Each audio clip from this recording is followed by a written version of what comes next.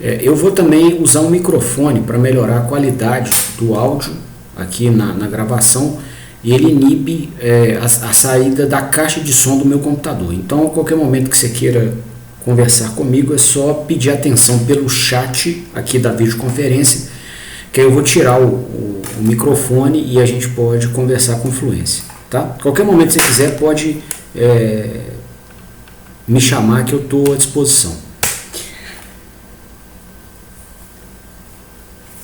Hoje eu gostaria de começar um módulo novo da nossa disciplina, o terceiro módulo, e ele vai tratar do modelo térmico simplificado de máquinas elétricas.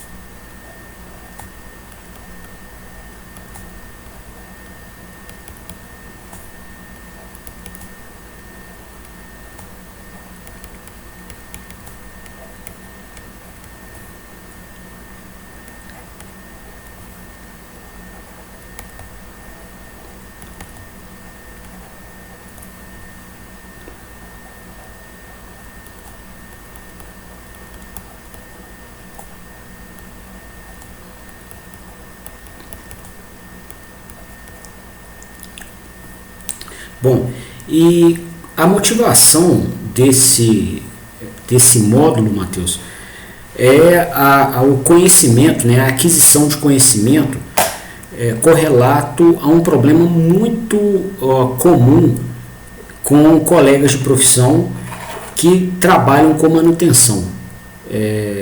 Manutenção em ambientes industriais sempre empregou muita gente da área de elétrica, mecânica, mecatrônica, né? E uma das demandas mais comuns em trabalhos de manutenção é o reparo de máquinas que tenham se queimado, né? Então, quando equipes de manutenção são solicitadas, né, para algum atendimento, muitas e muitas vezes o cliente da equipe de manutenção vai relatar que um determinado motor queimou, né? Assim, o motor queimou e a gente não consegue manter a produção. Então, para que a gente consiga identificar, né, o motivo pelo qual o motor queimou, a gente tem que conhecer dos mecanismos físicos que levam à queima, para que daí então, inclusive, a gente possa tomar providências para evitar que ele se queime novamente. O simples relato de que o motor queimou e a consequente ação também simplista, né, de só trocar o motor, é muito pobre, profissionalmente dizendo, se ela não vem acompanhada de um estudo do motivo pelo qual o motor queimou. E aí, né, na caracterização desse motivo, dessa causa raiz da queima, você tem como tomar ações para evitar que ele se queime, né? E aí, para que a gente possa conhecer a causa raiz pela qual a máquina queimou, nós vamos lançar mão do modelo térmico simplificado que vai ser estudado nesse módulo da disciplina. Então, o modelo vai nos ajudar a aprender da doença, né? Ou seja, quando a máquina queima, por que queima? O que aconteceu para queimar? Então a gente vai caracterizar a doença. E aí, uma vez que a gente descobriu a doença, caracterizou ela, nós temos como escolher o remédio. E aí aqui também na aula a gente vai destacar esses possíveis remédios. Inclusive vai ser no próximo módulo da disciplina, que é o módulo de manutenção de sistemas mecatrônicos industriais. Tá? Então vai ter uma sequência, uma conexão aqui. Primeiro a gente vai estudar o modelo térmico para identificar a causa ou as causas raízes da queima de equipamentos.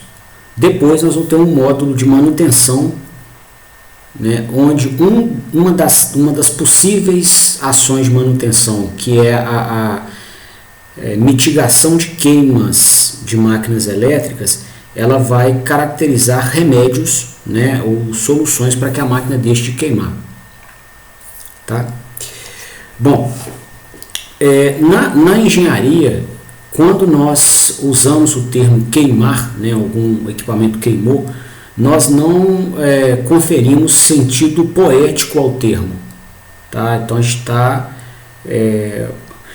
usando o termo queimar para se referir ao estado exato da máquina, ou seja, ela se aqueceu tanto que queimou.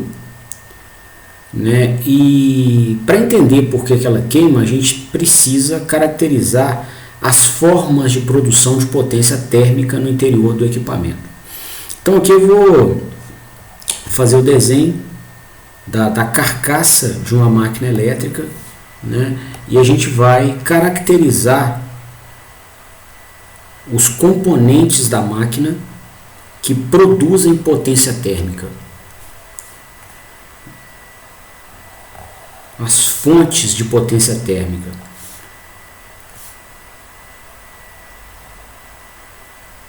Tá, então vou fazer aqui um desenho em perspectiva.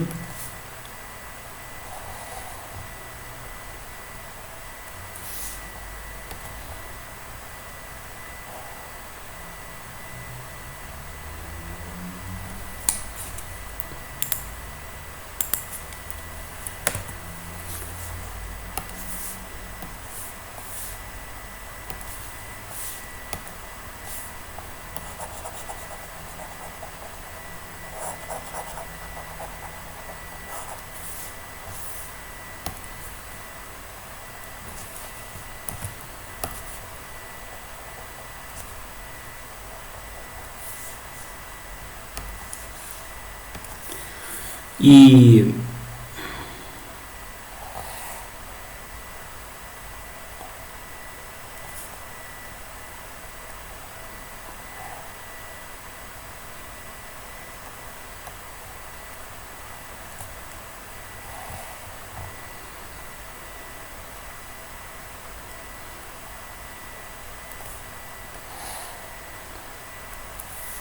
né, aqui a gente está com uma representação do estator da máquina. Aqui está o rotor.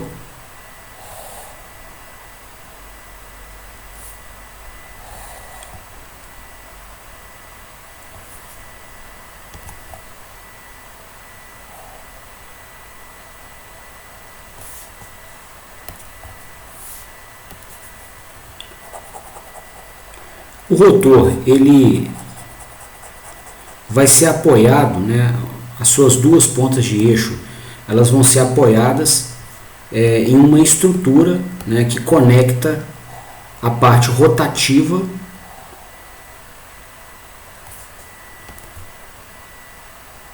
da máquina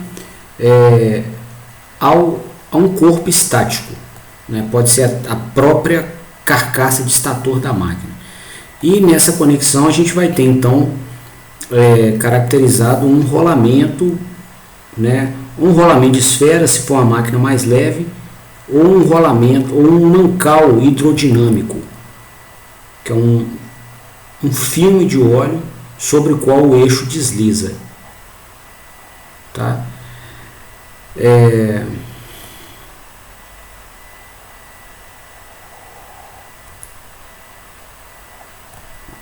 Bom, e aqui, pessoal, a gente tem um primeiro componente que produz potência térmica.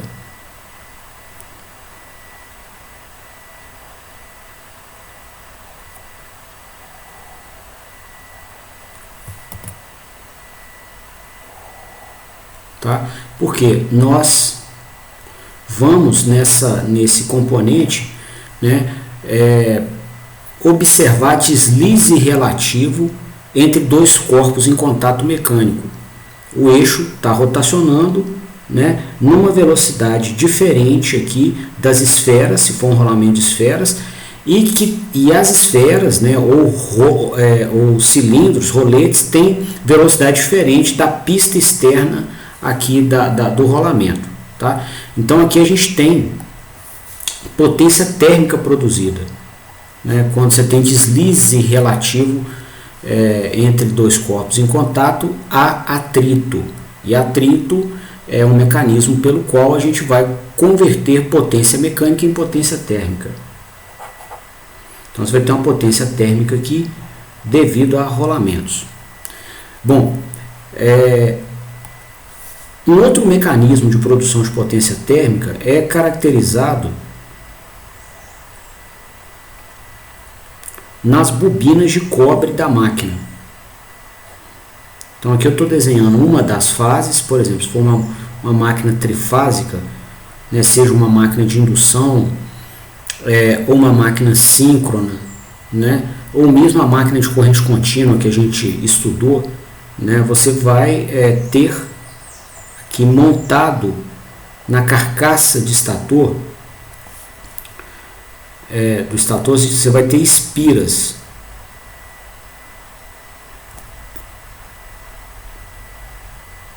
Né? E essas espiras são lançadas para que a gente consiga campo magnético, né? E a produção de torque no eixo aconteça pela interação do campo magnético do estator com o do rotor. Né? Essas espiras elas são constituídas de cobre, né? E cobre não tem resistência nula à temperatura ambiente. Então vai existir aqui a resistência de estator do cobre, né? E quando houver circulação de corrente elétrica, por exemplo aqui na fase A do estator da máquina, sobre essa resistência elétrica nós iremos produzir potência térmica também, tal como preconizado no efeito Joule, né? Uma resistência elétrica percorrida por corrente irá produzir uma potência térmica ou irá converter potência elétrica em potência térmica com valor igual a RI ao quadrado. Então a gente vai ter aqui um mecanismo de produção de potência térmica, né, que a gente vai chamar de potência térmica devido ao cobre do estator. Né? Se a máquina tiver mais fases, na máquina trifásica, o mesmo mecanismo se observa nas espiras de todas as fases. Tá? Eu não vou desenhar as demais fases aqui, só para não carregar o desenho, porque ainda vai vir muita informação nesse desenho. Além disso, o rotor da máquina também tem o seu circuito elétrico. Né? No caso de uma máquina de indução, o rotor ele é construído com os condutores de cobre dispostos como uma gaiola de esquilo. Tá? Então eles são construídos aqui nesses caminhos que eu estou desenhando em marrom, né? E nós observaremos também, né, no cobre do rotor uma resistência elétrica.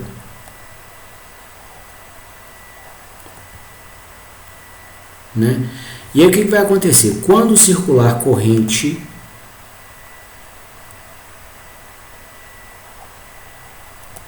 no rotor, por exemplo aqui na fase A do rotor, nós apreciaremos a manifestação do efeito Joule. Corrente elétrica circulando em uma resistência vai levar à conversão de potência elétrica em potência térmica. Então isso aqui também vai ter, né, um outro mecanismo de produção de potência, que é a potência térmica no cobre do rotor. Tá? Então todos esses mecanismos estão operando simultaneamente e produzindo potência térmica no interior da máquina. tá? Além disso, pessoal, o estator da máquina ele é construído por uma casca cilíndrica, né? Geralmente eu desenho uma linha só, né, ou só um cilindro de espessura quase nula para simplificar o desenho, né? Mas a rigor, né, existe uma casca cilíndrica, tá, com uma espessura qualquer aqui, né, compatível à quantidade de material ferromagnético que a máquina tem que ter para que ela possa desenvolver um dado torque eletromagnético aqui no eixo. Né, a gente compra a máquina como uma fonte de torque. Então até desenhar aqui para a gente não esquecer, né, do produto final de todo esse esforço de engenharia, né? Ou seja, tem uma fonte produtora de torque. Bom, e aí pessoal, no caso de máquinas elétricas CA, né, de corrente alternada, essa produção de torque se dá através de ímãs que giram. A gente vai aprender no curso de máquinas, né, vai ter inclusive até o próximo módulo lá, de campos girantes, né? Então existe uma forma de construir e alimentar os 3 circuitos da máquina que leva à síntese de um ímã que gira, né? O segredo inclusive né, construir a máquina com 3 bobinas defasadas de 120 graus no espaço e alimentá-las com 3 correntes defasadas de 120 graus no tempo. Tá? Bom, e aí se a gente fizer isso, a gente vai ter cada uma das bobinas produzindo um ímã e a soma desses 3 ímãs no interior da máquina resulta em um ímã que gira, chamado campo girante. Tá? Então é um ímã girando mesmo, você tem polo norte e polo sul, né? Ele se estende por toda a extensão longitudinal da máquina,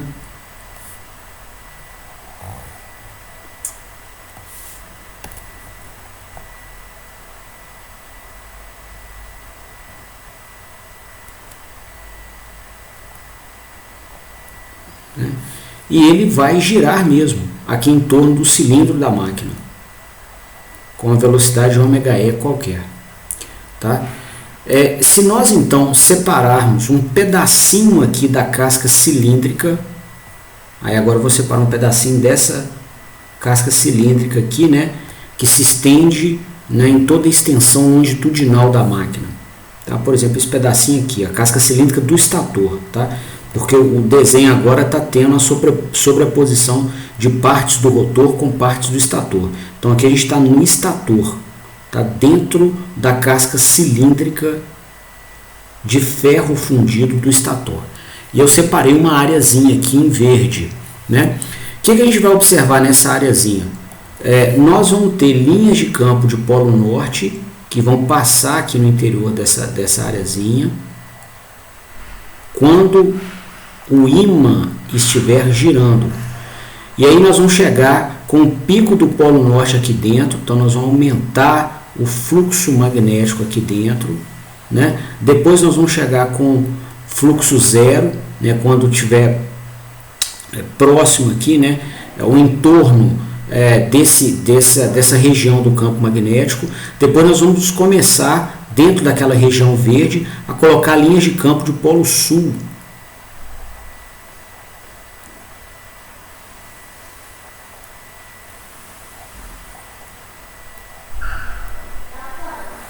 Tá? Então o que a gente vai observar aqui? Que nós temos dentro desse caminho fechado fluxo magnético variável no tempo. Quer dizer, o que nós vamos ter?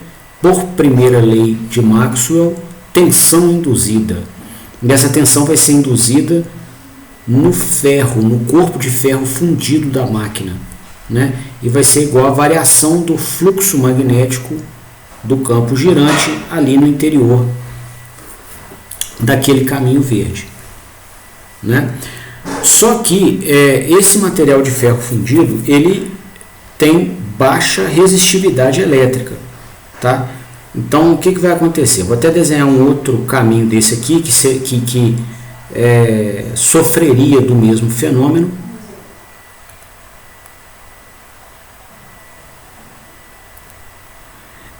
Esse material ele tem baixa resistividade, não é nula, então a gente vai caracterizar uma resistência aqui do ferro e pela variação do fluxo magnético decorrente do campo girante, nós vamos ter tensão induzida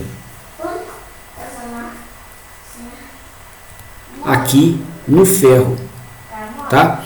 Então, com tensão induzida em um caminho que não tem impedância infinita, a gente vai ter corrente circulando no corpo de ferro fundido, né? Corrente circulando sobre uma resistência, nós teremos então potência elétrica convertida em potência térmica. Então nós vamos ter também potência térmica aqui no ferro da máquina, tá? Então esses são os mecanismos de produção de potência térmica na máquina, né? A máquina vai ter esses elementos, né, fazendo com que exista fluxo de potência térmica do seu interior, né, para o ambiente e do seu interior para o próprio corpo da máquina, tá? A gente vai ver isso com mais detalhes daqui a pouco, mas são os dois destinos destas potências térmicas que nós caracterizamos. Uma fração dessa potência térmica total vai para o ambiente e a outra fração fica armazenada no interior da máquina, caracterizando a variação da sua energia interna, tá? Então esses são os mecanismos de produção de potência térmica. Nós vamos caracterizar agora os mecanismos de remoção de potência térmica da máquina.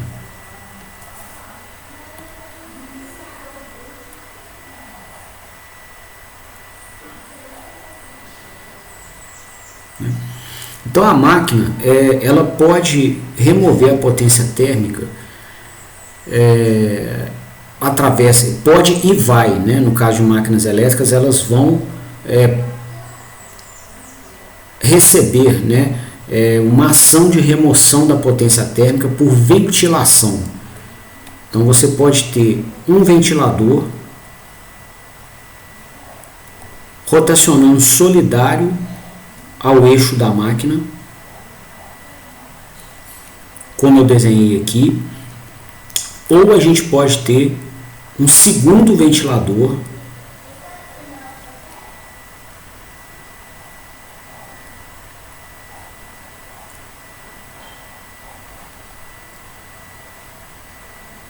aqui, ó, conectado a uma segunda máquina elétrica.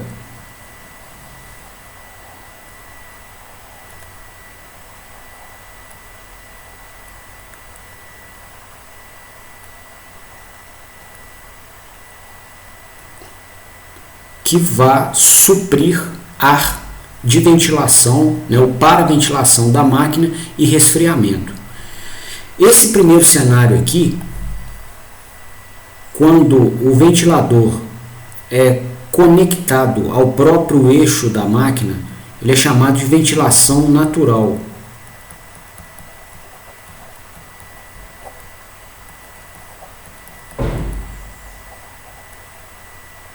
Tá? Ou sistema autoventilado, melhor dizendo, a máquina é autoventilada.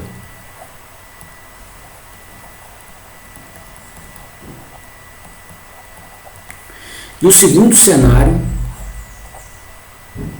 onde existe uma segunda máquina funcionando como ventilador, é chamado de ventilação forçada. Tá? Então, em qualquer um dos dois cenários, nós teremos a inserção de ar à temperatura ambiente. Esse ar vai circular aqui do ambiente pelo corpo da máquina. E aí vai haver absorção de potência térmica pelo ar, né? E esse ar então vai ser, com a potência térmica, né, já absorvida por ele, esse ar vai ser direcionado para o ambiente. Tá? Então esse ar aqui ele vai facilitar a troca térmica da máquina com o ambiente. Ok? Bom, o cenário onde cada uma destas duas opções de ventilação é escolhido vai depender da aplicação. Eu vou falar disso daqui a pouco. Tá? Bom, então, para que a máquina não se queime, a gente tem que observar duas condições simultaneamente, né? A gente não pode produzir potência térmica demais e a gente não pode tirar potência térmica de menos. Ok? Então a gente vai ter que produzir potência térmica dentro dos regimes nominais que a máquina consegue dissipar, e o sistema de ventilação tem que estar em condições de manutenção adequadas para que ele consiga inserir uma vazão de ar apropriada no corpo da máquina, para que possa então ser removida a potência térmica criada no seu interior. Ok? As duas condições simultaneamente. Tá? Bom, desses mecanismos de produção de potência térmica, né, dos elementos que fazem a máquina aquecer,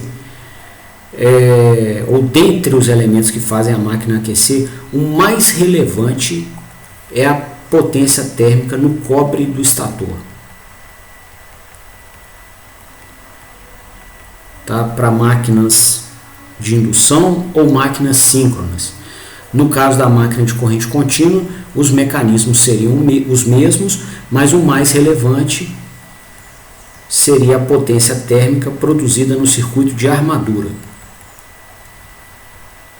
Tá? Se fosse o caso de uma máquina de corrente contínua.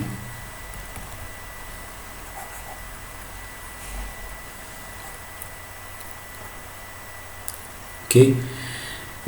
E essa potência térmica, ela é mais relevante por quê? Tá? Assim, é importante também até falar disso antes da gente avançar para análises que usam dessa informação. Os rolamentos, pessoal, eles são construídos, né, com sistemas de lubrificação muito bons, né, que garantem um atrito baixo entre as peças mecânicas que têm deslize relativo, né, ou velocidades diferentes no ponto de contato. Tá? Então, geralmente, essa potência térmica aqui não é altíssima. A corrente do rotor é muito menor do que a corrente do estator. Tá? Então, nessas máquinas CA, tá? As correntes que circulam no rotor são bem mais baixinhas e a potência térmica no rotor também, que é proporcional ao quadrado da corrente, ela é mais baixa. No ferro fundido da máquina, né, onde a gente caracterizou a potência de perdas no ferro, existe uma estratégia de construção onde esse cilindro metálico aqui do estator da máquina é seccionado em lâminas circulares. Então ele é montado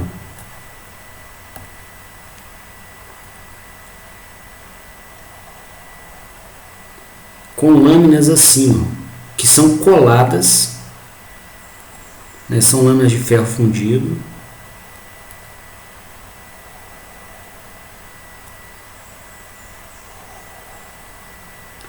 E elas são coladas entre si com um material que é isolante elétrico. Tá? Essas lâminas é como se tivesse fatiado uma barra de mortadela e depois pegasse cada fatia, né, que saiu do fatiador e a juntasse de novo para recompor ali a mortadela, o cilindro da mortadela. Tá? É a mesma coisa que acontece aqui na montagem da máquina. Né? E aí, na colagem entre as lâminas, como eu comentei, existe aqui material isolante, tá? Que faz com que essa resistência aqui do ferro fundido fique muito alta.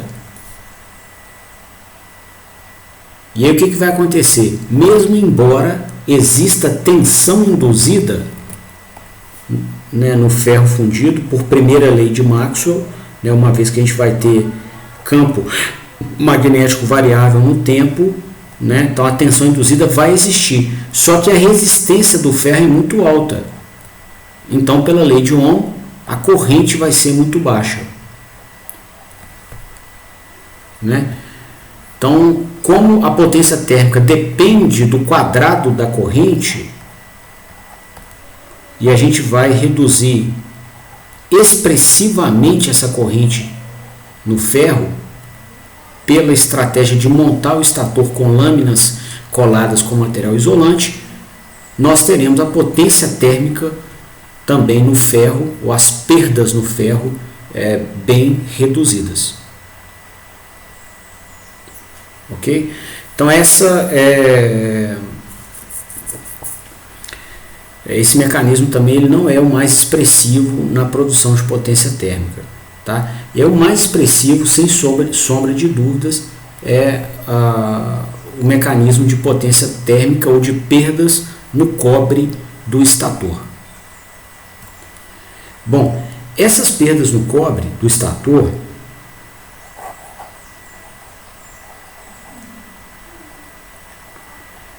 né, se você tiver uma máquina com 3 fases, né, você vai ter 3 bobinas do estator. 3 fases significa que nós vamos construir o equipamento com 3 circuitos monofásicos. Cada circuito monofásico vai ter aproximadamente a mesma resistência de estator, que a gente destacou aqui, que vai ser percorrida pela corrente de estator, né, na fase A, B e C. Então, se a gente multiplicar a resistência, né, vezes o módulo da corrente sobre 2, você tem a descrição, né, a modelagem do efeito Joule em cada uma daquelas bobinas. Né? Eu estou dividindo por 2 porque eu estou assumindo aqui a corrente em amperes de pico e não amperes eficazes. Se fosse ampere eficaz, não precisaria dividir por 2. Tendo 3 fases, né, o efeito então vai ser dado por 3 vezes RI ao quadrado sobre 2. Né? Bom, e no caso da máquina elétrica, na máquina de indução, né, ou da máquina síncrona, e aí até extrapolando também para a máquina de corrente contínua que a gente estudou, né, no caso da máquina de corrente contínua, essa perda do cobre, né, no circuito mais relevante para o aquecimento da máquina seria dada pela resistência de armadura vezes o quadrado da corrente de armadura. Tá? Enfim, também vale a mesma linha de análise que a gente está propondo aqui, né? Que você tem um mecanismo de perdas que é destacado em uma bobina de cobre da máquina. Tá?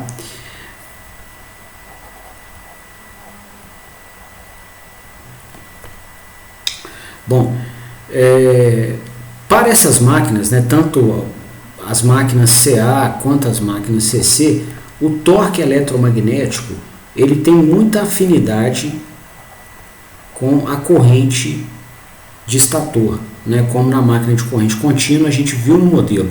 O torque ele é proporcional à corrente de armadura. tá? E o que vai acontecer, pessoal? O torque eletromagnético nessas máquinas, né, em regime permanente, onde a gente tem a máquina operando durante a maior parte do tempo, o torque eletromagnético ele vai empatar com o torque de carga.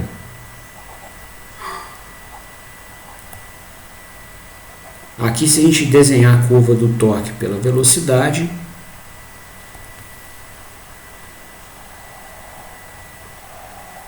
né, no caso da máquina de indução, a curva tem esse formato, né, a gente ainda vai ver lá no curso de máquinas, mas enfim, né, esse vai ser um produto do modelo da máquina que a gente ainda vai fazer.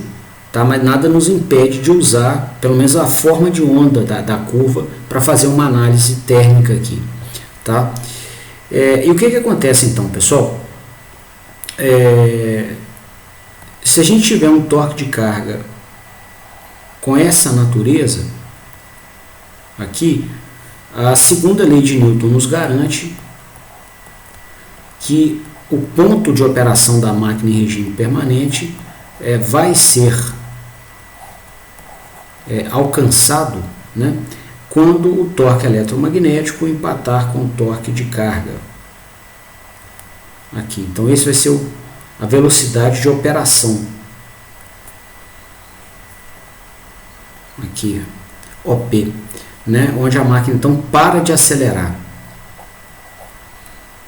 Ok? E aí fica em regime permanente.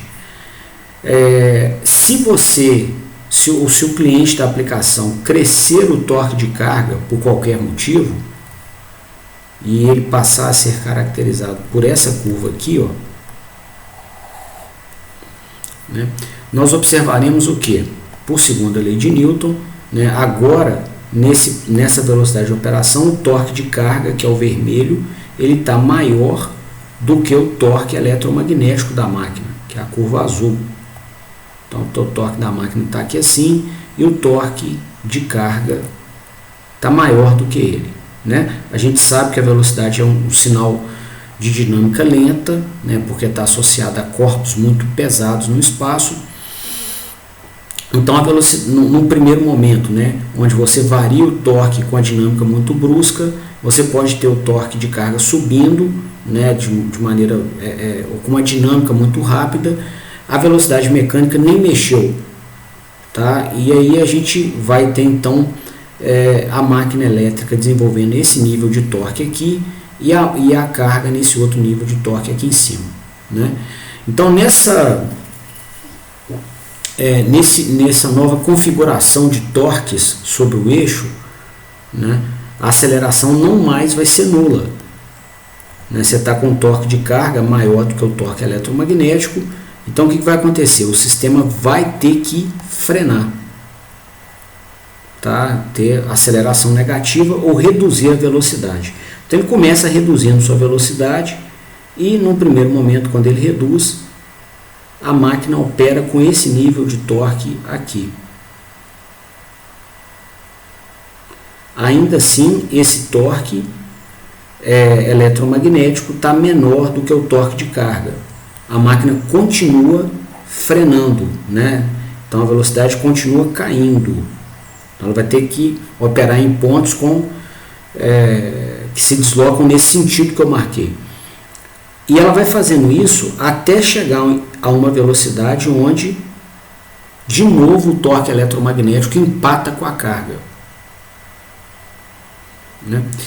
E a máquina ela vai ter esse comportamento aqui naturalmente, tá? A gente não precisa, se a gente não tiver um sistema com controle, nós não precisamos fazer nada. Simplesmente a máquina vai rejeitar a carga naturalmente, ou seja, a carga cresceu, o torque eletromagnético vai crescer e vai buscar a carga de novo, né? Um nível de torque de carga empatando com ele, até o sistema conseguir, até o sistema não, ele vai empatar com o torque de carga e o sistema então vai operar num ponto estável de operação. Novamente, Tá? O mesmo raciocínio vale se o torque de carga reduzir, né? Se o torque de carga passar a ter esse patamar aqui, ó, né? Se o cliente da operação escolheu colocar o torque de carga nesse novo patamar aqui, vamos chamar aqui, ó, torque no primeiro patamar, né, no segundo momento de análise e no terceiro momento de análise. Então, se o torque reduziu novamente não, é a primeira vez que ele reduz aqui nos nossos exemplos. E digamos que a gente tivesse a operação aqui, ó, nesse ponto, né, do segundo nível de torque observado. Tá? Então, o que vai acontecer? Agora, né, o torque de carga está aqui e o torque eletromagnético está aqui em cima, né, na curva azul, maior do que o torque de carga. Né? Então, com o torque eletromagnético maior do que o torque de carga, essa subtração é positiva, o sistema acelera. Tá? Acelerar é o que? Ter aumento de velocidade, a velocidade vai crescer para cá. Né? Então, no primeiro momento, o torque eletromagnético está aqui, o torque de carga continua mais baixo que ele.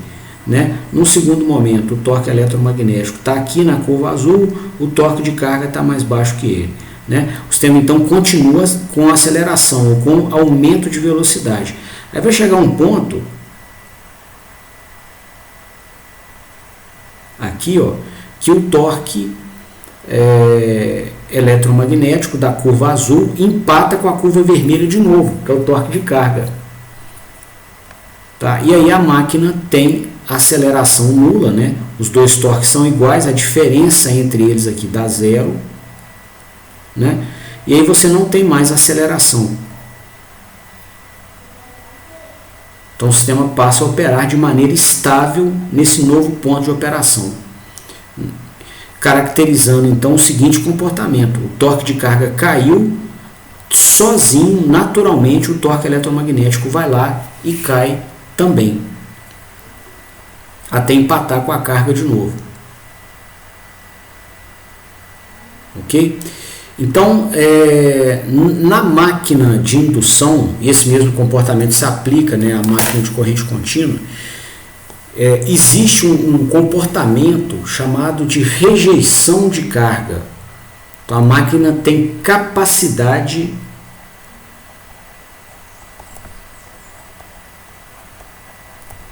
de rejeição de carga. Então, ela consegue naturalmente acompanhar as variações da carga mecânica. Tá? E nós então observamos que o torque eletromagnético, então, em regime permanente, ele vai se igualar ao torque de carga. Né? E esse torque de carga aqui, ele é escolhido pelo cliente. Nós não temos controle sobre ele. O cliente vai colocar a massa de minério que ele quer transportar, ele vai configurar a vazão de fluido que ele quer bombear, ele vai escolher a temperatura do aço que ele quer laminar, deixando o torque de carga do aço nos rolos de laminação maior ou menor. Ele vai escolher a massa que ele quer içar. Tá? Então, quem escolhe o torque de carga é o cliente.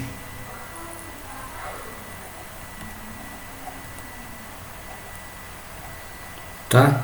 E ao escolher o torque de carga, ele vai forçar a máquina a sintetizar um determinado nível de torque eletromagnético. Tá? Então eu queria, com essa conclusão aqui, fazer um encadeamento de relações de afinidade, desde o efeito de produção de potência térmica até a carga que o cliente escolhe. Né? Então, por essas três relações aqui, ó, que nós desenvolvemos nos últimos minutos da aula, a gente pode falar o seguinte, ó, que as perdas no cobre do estator, elas são proporcionais ao quadrado da corrente do estator ou ao quadrado da corrente de armadura, né? A corrente, por sua vez, né, ela é proporcional, o torque eletromagnético é proporcional a essa corrente. Então nós teremos as perdas no cobre do estator, né, proporcionais ao quadrado do torque eletromagnético que a máquina esteja sintetizando no eixo. E quem escolhe o nível de torque eletromagnético da aplicação em regime permanente é a carga. Então o que a gente pode dizer? Que as perdas no cobre do estator, elas são proporcionais ao quadrado do torque de carga. Tá? Então, essa modelagem que nós fizemos nos ensina aqui ao final com clareza que se você quiser evitar que a máquina se queime, né, que ela tenha potência térmica excessiva, é importante limitar os níveis de torque de carga a patamares compatíveis ao torque nominal da máquina. Tá? Então, dentre os infinitos níveis de torque que a máquina pode operar, igual a gente mostrou aqui nessa curva azul, existe um ponto em especial chamado ponto nominal, né, onde a máquina desenvolve um nível de torque chamado torque eletromagnético nominal, né? E nesse ponto a máquina vai operar com máxima eficiência, né, desperdiçando assim um mínimo de dinheiro que está sendo pago na conta de energia elétrica. Ela vai operar com o máximo fator de potência e ela vai ser capaz de dissipar a potência térmica produzida nos seus diversos componentes sem se queimar. Tá?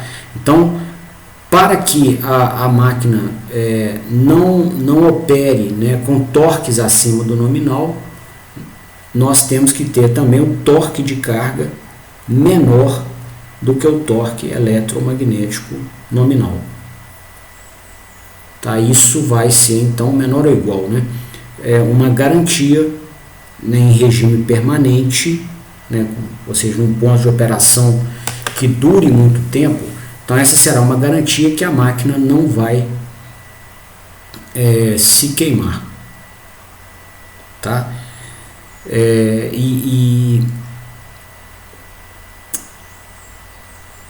Geralmente, né, quando a gente compra a máquina, a gente já escolhe dentro de uma coleção de máquinas candidatas uma delas cujo torque eletromagnético nominal seja menor ou igual ao torque da carga do cliente, né? Mas aí você coloca a máquina em operação e por vezes alguns clientes colocam uma carga maior do que o torque nominal, né? E aí se não houver a atuação de uma proteção elétrica, a máquina vai se queimar.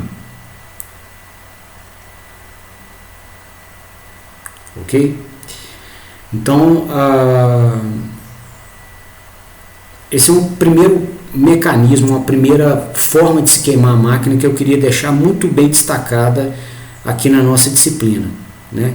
Colocou carga excessiva no eixo mecânico, você vai ter potência térmica excessiva na máquina. Tá? Então existe um acoplamento aqui do mundo mecânico com o mundo térmico que se manifesta dessa forma. Tá? Torque excessivo de carga no eixo mecânico vai levar à produção de potência térmica excessiva na máquina. Tá?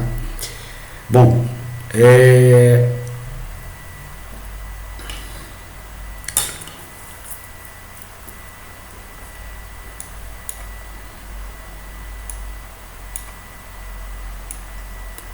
Agora, será que a máquina comporta sobrecarga por um tempo limitado? Nós até mencionamos, né, que essa queima por torque de carga excessivo, ela se manifesta em regime permanente, né, ou seja, após um longo intervalo de tempo. E se a gente quiser operar a máquina com torques eletromagnéticos maiores do que os nominais, por um tempo curto, será que ela suporta essa operação? O que é tempo curto? Quanto tempo eu posso, né, ter a máquina operando em sobrecarga? Né? Qual que é o comportamento do sinal de temperatura no interior da máquina em função do tempo?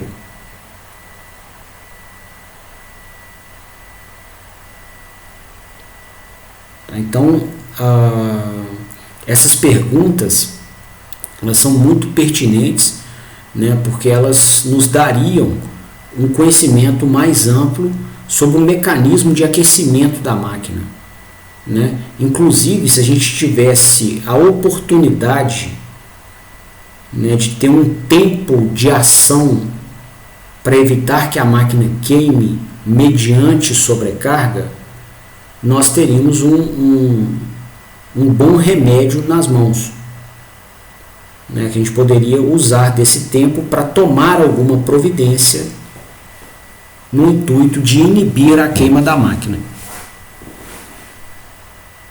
Né? Bom, e esse tipo de pergunta, né, que eu fiz e as decorrentes análises que nascem dessas perguntas, elas são muito bem respondidas com modelos. Então é a hora da gente pegar a nossa engenharia e desenvolver um modelo que explique o fenômeno.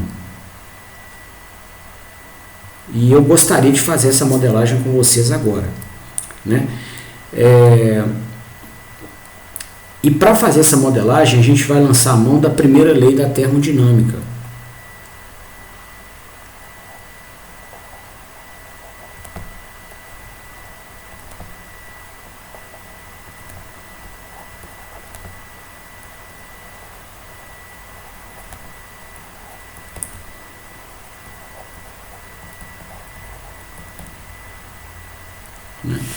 E a gente vai aplicar essa primeira lei da termodinâmica ao corpo da máquina elétrica, ao corpo de ferro fundido da máquina.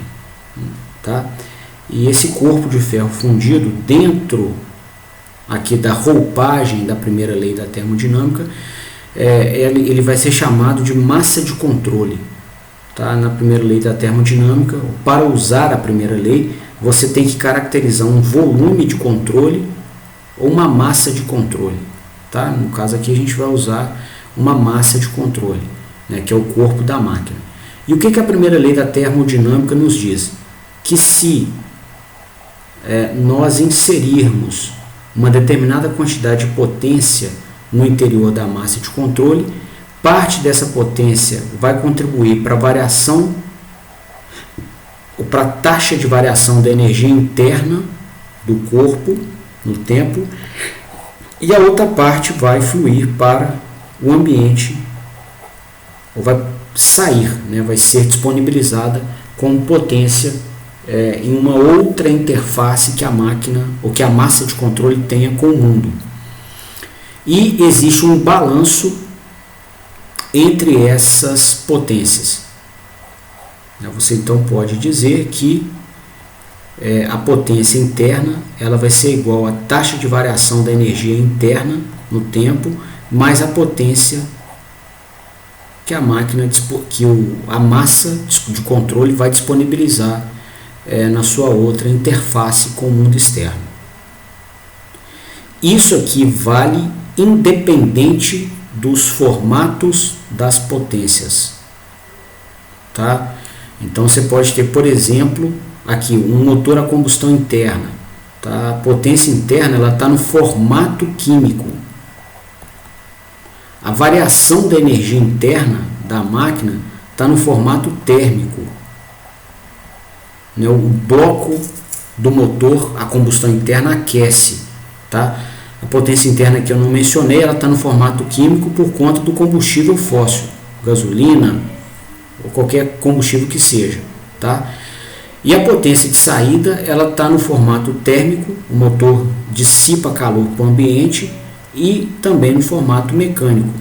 A gente vai produzir potência mecânica no eixo virabrequim, que vai ser transferido para o carro, tá? Observa aqui, ó, todos os formatos basicamente diferentes, e ainda assim vale a relação entre essas potências, tá? Bom, no caso da máquina elétrica, né, como que a gente poderia usar dessa primeira lei da termodinâmica para nos ajudar a explicar, né, o mecanismo de aquecimento da máquina em função do seu ponto de operação mecatrônico, né, em função das grandezas elétricas e mecânicas que a máquina desenvolve, né? Então, inicialmente eu queria avaliar a primeira parcela, né, que aparece aqui na primeira lei da termodinâmica, que é a variação,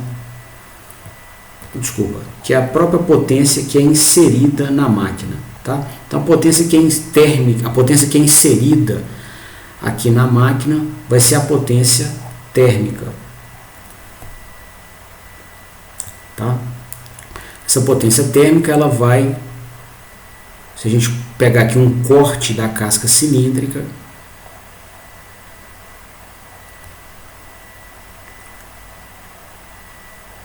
tá? Então aqui eu fiz um corte de seção transversal,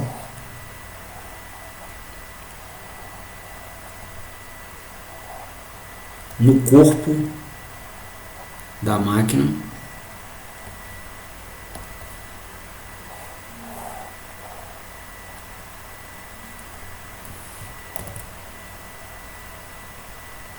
aí a gente está com esse pedacinho aqui, ó, eu estou pegando aqui dentro, ó, tá?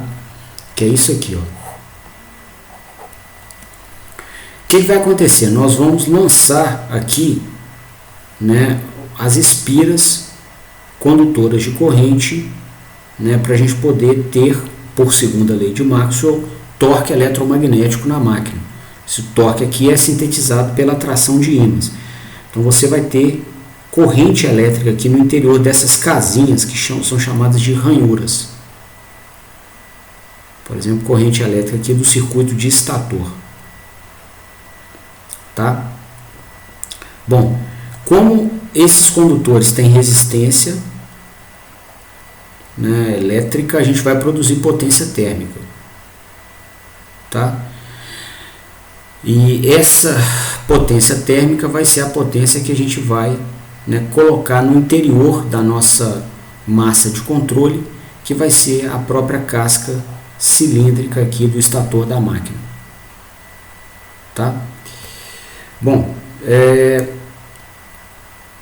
o segundo termo aqui que aparece na primeira lei da termodinâmica, que nós vamos particularizar para o nosso modelo, é a variação da energia no interior da máquina, ou a taxa de variação da energia no interior da máquina com o tempo, tá? Bom, então dessa potência térmica que é produzida aqui no estator, né, uma fração dela é direcionada aqui para as moléculas constituintes do ferro fundido do estator, e a outra parcela dessa potência térmica vai para o ambiente.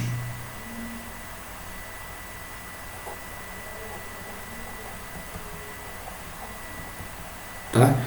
Então a variação da energia interna, ela está correlata aqui à potência térmica que flui aqui para o corpo metálico da máquina, né? E para entender esse mecanismo, a gente vai lançar a mão de um conceito que a gente até estuda, né, nos módulos de térmica dos nossos cursos de física, desde o segundo grau e também no ciclo básico da engenharia, que é chamado de capacidade térmica.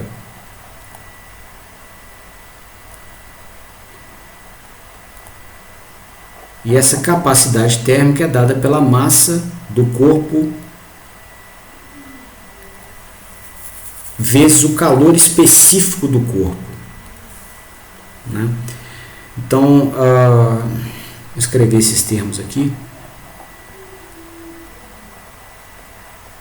O calor específico é um parâmetro que se refere a um material específico, porque ele nos informa quantos joules de energia você tem que ceder para cada quilograma daquele corpo para que a sua temperatura varie de 1 Kelvin.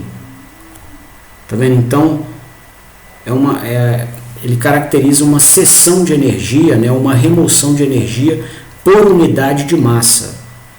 Tá? Então, é um parâmetro referente a um material específico.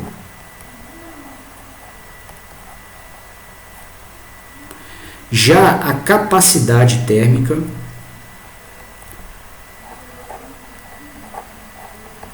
que é esse C maiúsculo aqui,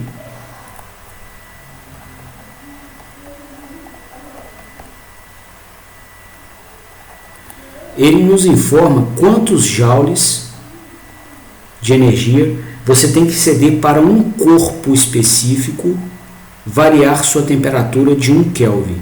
Variar de 1 Kelvin é a mesma coisa que variar de 1 grau Celsius. Tá? Então, esse parâmetro ele se refere a um corpo específico e não a um material. Tá? Então, a gente vai falar aqui da capacidade térmica do motor em questão, da máquina elétrica em questão, que é um corpo específico, e do calor específico do ferro fundido, que é um material, o ferro, tá? E aqui está a massa da máquina, m quilogramas, tá? Bom,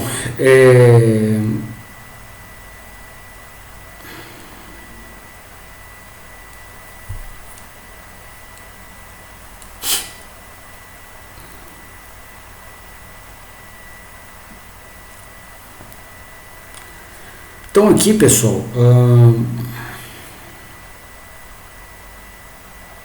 se a gente quisesse caracterizar a variação da energia interna na máquina, né, a gente poderia multiplicar, né, a variação da energia interna que a máquina teria, seria uma energia, o estado energético que ela tem no instante final, menos o estado energético que ela tinha no instante inicial de análise, né? E esse estado energético, então, né, pelo conceito aqui de capacidade térmica, ele vai ser dado pela capacidade térmica da máquina, né, que mede quantos joules ela tem que receber para que a sua temperatura varie de 1 Kelvin, vezes o número de kelvins, de graus Kelvin que a máquina variou, né? Ou seja, a diferença entre a temperatura interna que ela tem no final de um estágio de aquecimento menos a temperatura no seu interior que ela tinha no início do aquecimento. Certo?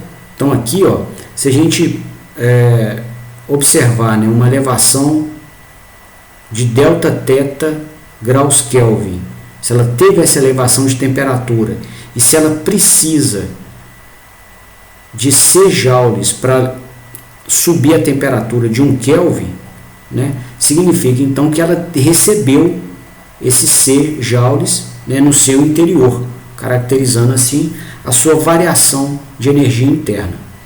Tá? Essa temperatura interna que eu estou medindo aqui é a que ela teve no final, num instante de tempo final do fenômeno. E a temperatura interna inicial, que ela teve no início do fenômeno, ela vai ser medida aqui bem próximo da fonte térmica em questão, tá? Que é a própria bobina de cobre da máquina. Então aqui que a gente vai medir a temperatura no interior dela, tá? No ponto mais quente possível, okay? Mais longe do ambiente, tá? E aí então, pessoal, deixa eu ver se eu consigo manter esse desenho na tela aqui com as expressões, vai acabar ajudando. Então, se a gente tomar, né, a taxa, né, de variação da energia interna no tempo, é a mesma coisa que a gente tomar aqui do outro lado, né, a capacidade térmica vezes a taxa de variação da sua temperatura interna no tempo, tá? Se a gente então considerar, né, um intervalo de tempo bem pequenininho, né, a gente pode descrever essa expressão como uma derivada.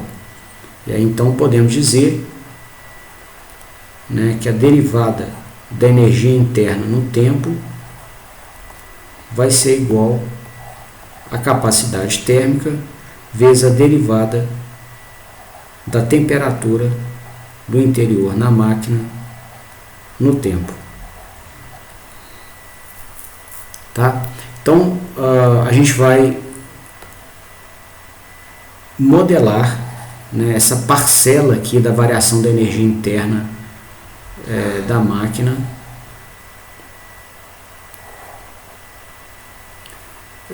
dessa maneira, tá? Na segunda lei da termodinâmica, então nós já avaliamos as duas primeiras parcelas aqui, né, que caracterizam o balanço de potências na primeira lei da termodinâmica. A gente vai caracterizar a última, que é a potência que a máquina dissipa para o ambiente, né, que é essa fração aqui, ó.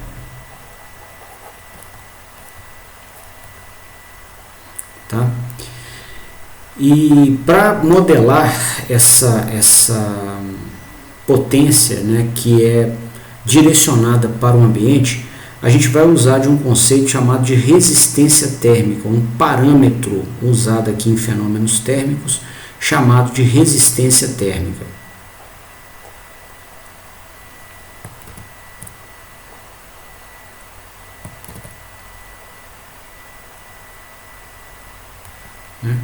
E o que a resistência térmica mede, né? Ela modela o seguinte, ó. Se você tomar um corpo qualquer, né, igual o nosso ferro fundido da máquina,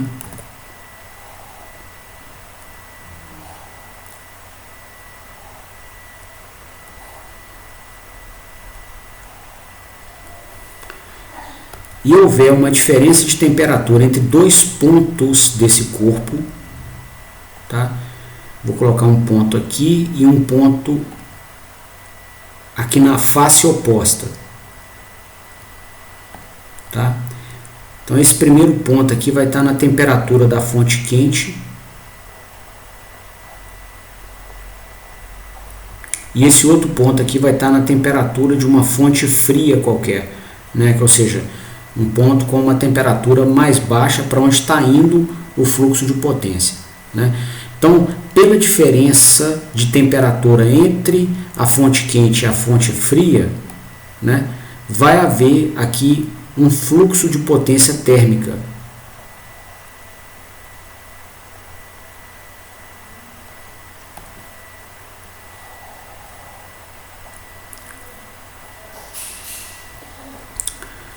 E esse fluxo de potência térmica vai depender de um parâmetro desse material chamado de resistência térmica, né? Essa resistência térmica ela vai medir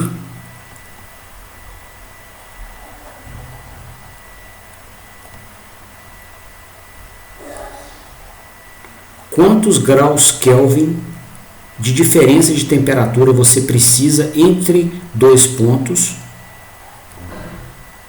para que nós consigamos um fluxo de 1 watt de potência entre eles. Então essa aqui é a interpretação da resistência térmica, quantos graus Kelvin de diferença de temperatura entre dois pontos para que nós consigamos um fluxo de potência de 1 watt entre eles, né? Se você, por exemplo, tomar um metal, né, digamos que o corpo aqui em questão, igual a nossa máquina elétrica, né? Você tem ferro fundido, tá? Entre aqui nosso ponto, que é a fonte quente, e o ambiente, que é a nossa fonte fria, tá?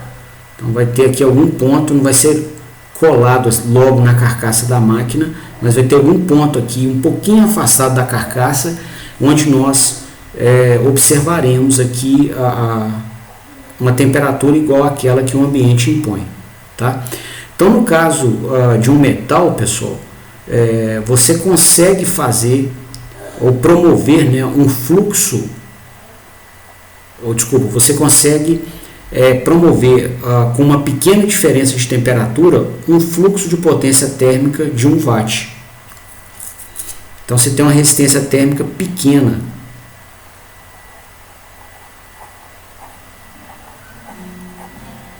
Diferença de temperatura pequena já faz com que você tenha um fluxo de potência térmica de 1 watt, né? Agora, os isolantes térmicos, tipo isopor, tá? Você precisa de uma diferença de temperatura aqui enorme para conseguir fazer fluir 1 watt de potência térmica, tá? Então você vai ter, né, para os isolantes térmicos, uma resistência térmica elevada.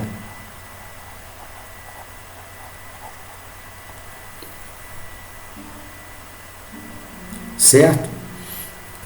E então a gente vai, né, com essa ideia, com essa caracterização, com essa interpretação desse parâmetro, a gente vai então modelar aqui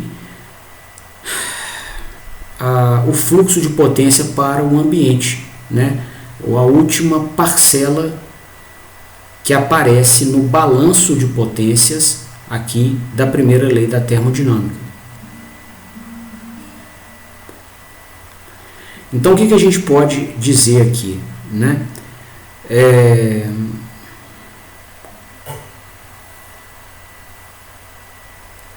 Considerando os sinais que nós utilizamos, né? A nomenclatura para os sinais que nós utilizamos aqui na máquina, ó. A diferença de temperatura da fonte quente para a fonte fria é exatamente a temperatura interna da máquina menos a temperatura ambiente. Então você pode dizer aqui o seguinte, ó, que a resistência térmica ela vai ser medida pela diferença da temperatura no interior da máquina para a temperatura ambiente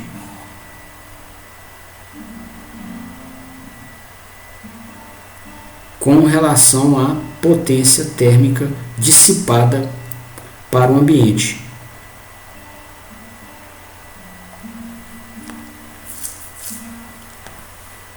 Tá?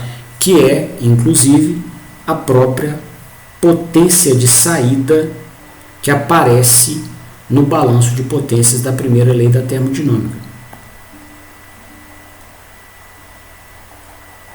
Então a gente pode dizer aqui o seguinte, ó, que essa potência que a máquina desenvolve, né, em sua outra interface com o mundo externo, ela vai ser igual à resistência térmica vezes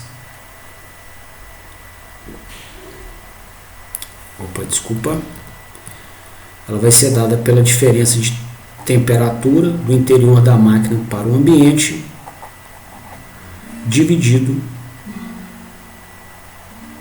pela resistência térmica do ferro. Tá? Então a gente vai escrever, né, essa segunda parcela de potência aqui embaixo no nosso modelinho. Aqui, ó, a gente já tinha descrito a variação da energia interna no tempo. Agora vamos descrever aqui a potência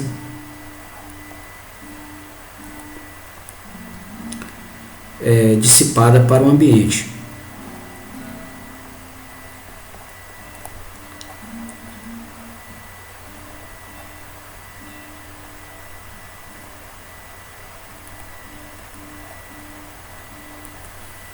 ok?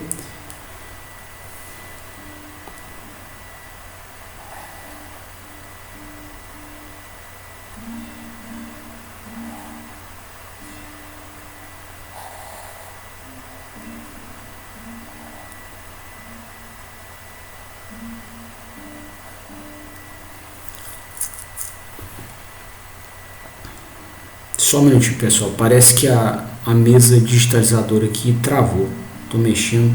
Na verdade não é a mesa, né? É o computador. Só um minuto.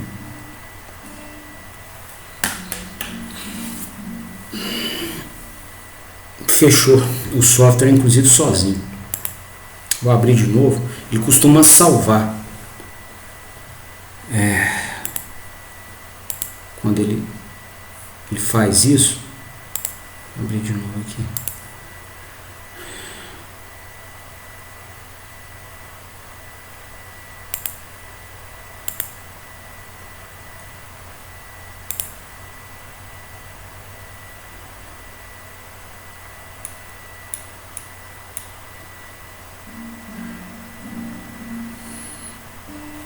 Aqui, ó.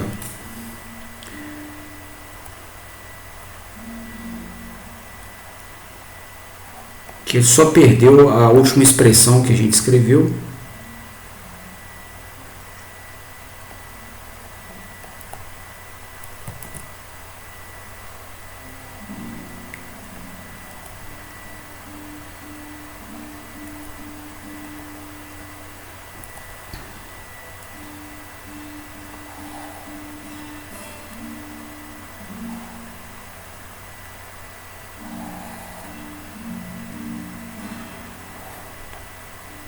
Okay?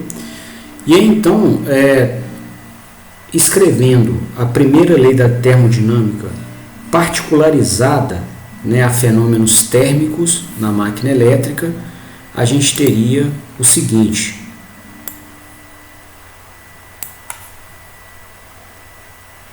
a potência térmica que a máquina produz, né, majoritariamente, essa potência térmica é dada pelas perdas no corpo do estator. Ela vai ser dada pela variação, pela taxa de variação da energia interna no tempo,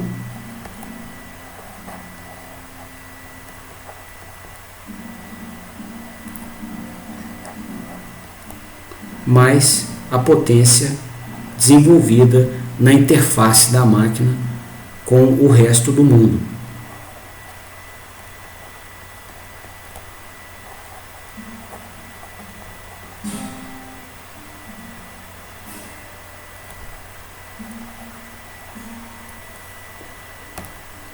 Tá?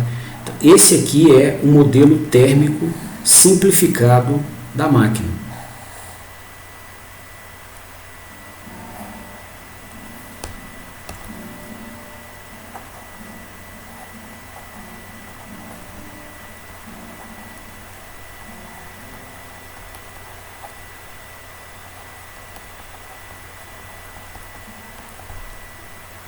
A gente usa aqui o termo simplificado, né, porque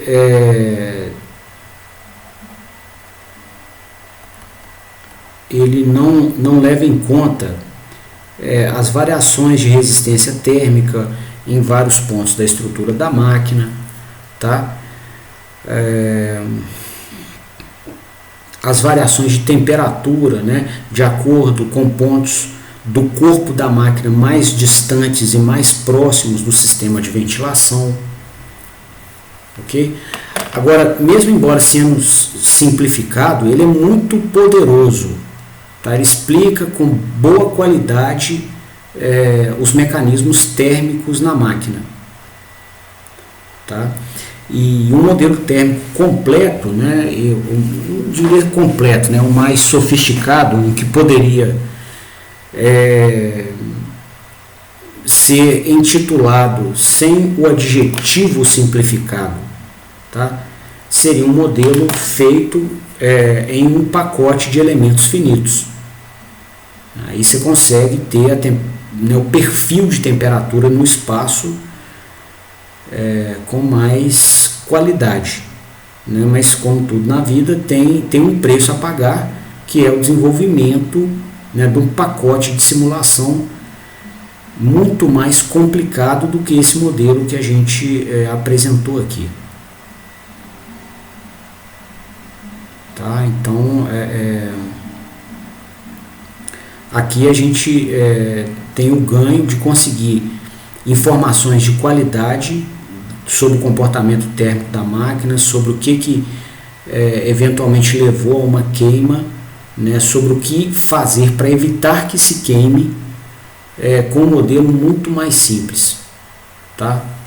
É o que a gente está apresentando nesse estudo. Bom, vamos então aprender com esse modelo, né, qual seria o comportamento da temperatura no interior da máquina. Porque o queimar vai ser um fenômeno aqui associado a uma temperatura no interior da máquina elevada. Por quê? Temperaturas elevadas, elas promovem o envelhecimento do verniz isolante que recobre os condutores de cobre, né? Então aqui, ó, quando a gente lança as espiras no interior da máquina, igual eu desenhei aqui, ó, essas espiras, elas são alocadas no espaço vizinhas umas das outras, tá? E encostando na carcaça metálica da máquina. Então, se você não promover um isolamento elétrico entre elas, você vai ter curto-circuito entre espiras de uma mesma fase, ou entre espiras de fases diferentes, ou entre espiras e o corpo metálico da carcaça do estator. Tá? Então tem que existir aqui um verniz isolante recobrindo as bobinas de cobre. Eu vou desenhar esse verniz aqui de verde. Ó. Tá? E quando a temperatura interna da máquina, não é nem quando a temperatura interna, vai acontecer o seguinte, vai existir um envelhecimento desse verniz, inclusive tem uma lei química que modela esse envelhecimento, chamada lei de Arrhenius. Ela apresenta um modelo. Aqui, se eu não estiver errando o nome, é assim, eu não sei se tem um H aqui depois do R, tá? Mas da lei física eu tenho certeza do que eu estou falando. Tá? Eu só não tenho certeza da grafia do nome Arrhenius, né? Então a lei de Arrhenius, ela apresenta um modelo que nos informa como vai ser o envelhecimento de um verniz isolante de acordo com a temperatura a qual ele é exposto. E então, se a gente expõe esse verniz isolante a uma temperatura elevada, observa que o verniz está vizinho aqui, né, do corpo metálico da máquina, então a temperatura interna da máquina vai ser a mesma temperatura do corpo do verniz isolante que a gente desenhou aqui em verde. Tá? E aí, se a gente tiver uma temperatura excessiva, a gente acelera o envelhecimento do verniz. Tá? E quando a gente tem esse verniz envelhecido, em final de vida útil, o que vai acontecer? Ele vai apresentar trincas. Então você vai ter o cobre vermelho aqui, ó, e você vai ver uma trinca que vai aparecer em volta do cobre. Desculpa.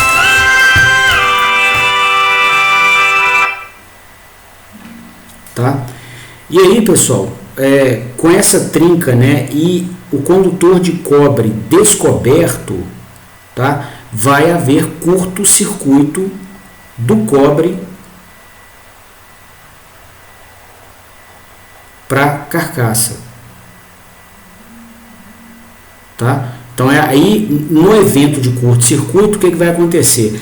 A corrente é excessivamente alta. E aí nós vamos ter, com a corrente excessiva alta, uma potência térmica excessivamente alta também, um aumento exagerado da temperatura interna e o consequente rompimento do condutor de cobre.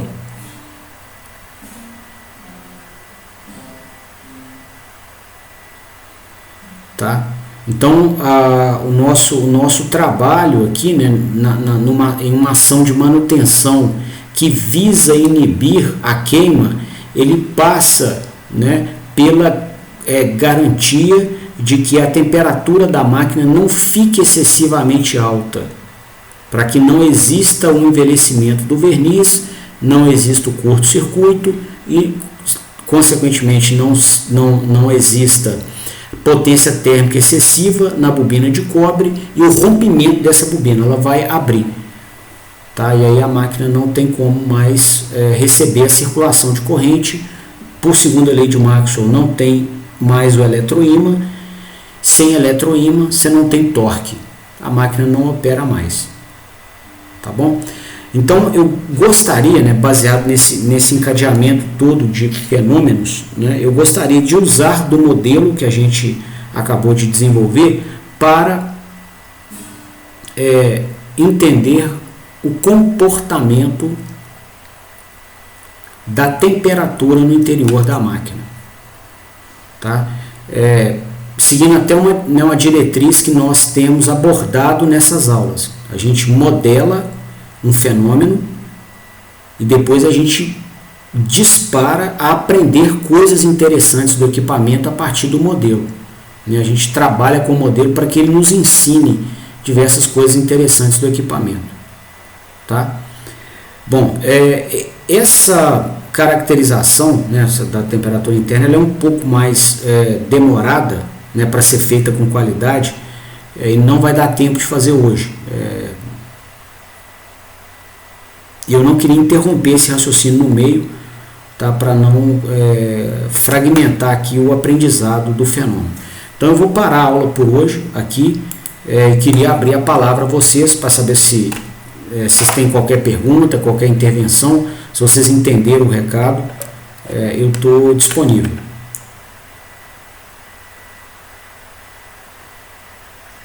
Beleza, Pedro. Beleza, Matheus. Então tá, pessoal. Então eu vou encerrando, vou me despedindo de vocês por aqui. Agradeço a presença. Opa, pode falar, Matheus.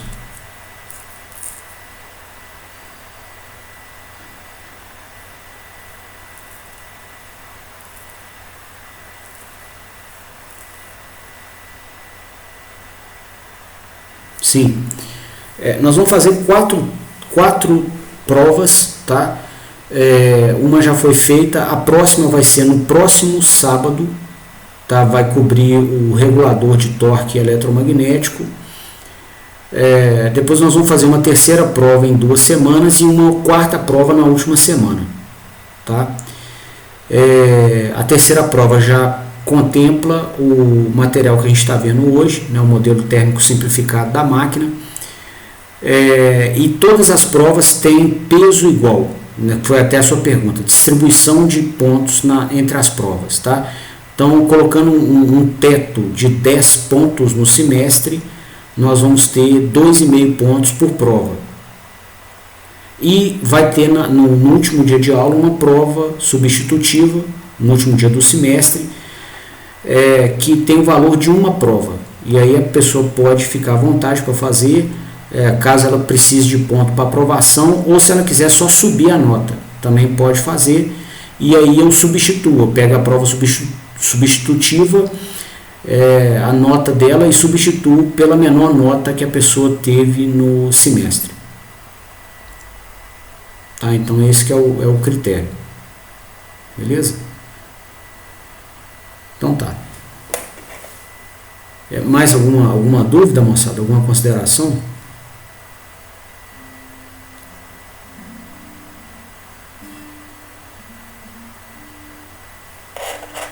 Beleza, Matheus. Então tá. Então beleza, Pedro.